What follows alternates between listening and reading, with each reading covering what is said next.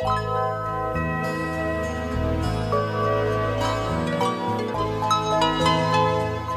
menurut Nabi Muhammad SAW, teman-teman sekalian, hidup itu cuma dua.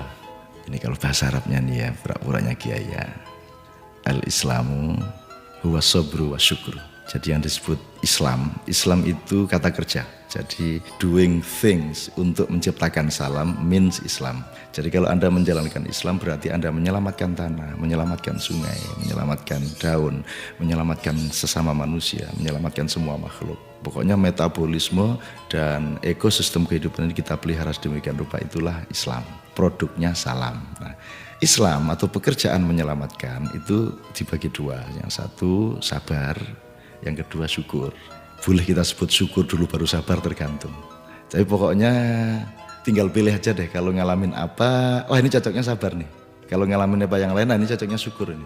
Kita seringkali tidak memakai terminologi ini sehingga kacau. Kadang-kadang kita perlu bersabar, kita tidak sabar. Kadang-kadang semua masalah ini sederhana, tinggal bersyukur, karena kita tidak pernah belajar bersyukur menjadi kacau. Karena kemampuan bersyukur itu berbanding sama atau berbanding lurus dengan tingkat kebahagiaan. Semakin kita tidak mampu bersyukur, semakin kita tidak bahagia, semakin kita tidak tentram, semakin kita tidak settle ya jiwa kita. Nah, kemampuan bersyukur yang saya maksud ini sebenarnya menyangkut ilmu, manajemen, pengetahuan mengenai hal-hal di dalam kehidupan dan apa saja. Jadi ada orang yang naik mobil 500 miliar karena tanpa rasa syukur dia tidak mendapat kenikmatan apa-apa. Ada orang yang pakai motor karena dia sibuk sekali dengan rasa syukur, dia merasa lebih nikmat daripada yang pakai mobil.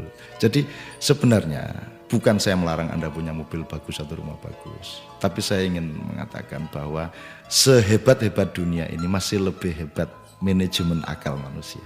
Gitu. Jadi letaknya kebahagiaan, letaknya ketentraman, dan itu nanti berakibat pada kesehatan, ya, kesehatan. Berakibat pada jauhnya kita dari titik bahaya atas sakit ya, bahaya atas kesehatan kita. Itu semakin kita mampu bersyukur, semakin kita dekat dengan kebahagiaan. Banyak orang yang tidak belajar bersyukur, jadi tidak ada fakultasnya sih soalnya. Jadi yang ada belajar melampiaskan nafsu. Setiap hari di mana-mana melampiaskan nafsu, melampiaskan, dan itu bertentangan dengan rasa syukur, dan hasilnya pasti frustrasi, stroke, akhirnya narkoba, akhirnya bingung, akhirnya dan sebagainya lah. Jadi intinya teman-teman sekalian, sahabat-sahabatku semua, mari kita bikin satu waktu khusus untuk sedikit meneliti mengenai pandai bersyukur ini.